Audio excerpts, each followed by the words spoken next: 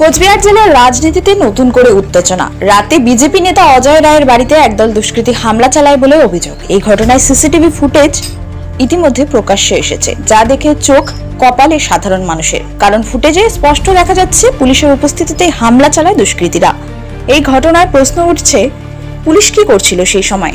হামলাকারীরা এতটাই সাহস পেল কোথা থেকে? বিজেপির পক্ষ থেকে অভিযোগ, শাসক দলের প্রশ্রয়ে এমন ঘটনা ঘটছে বারবার। এদিকে প্রশাসনের নীরব ভূমিকায় ক্ষুব্ধ সাধারণ মানুষ। এই ঘটনায় এলাকায় চাঞ্চল্য ছড়িয়েছে। বিজেপি নেতৃত্ব কড়া ভাষায় নিন্দা করেছে এবং অভিযুক্তদের দ্রুত গ্রেপ্তারির দাবি জানিয়েছে।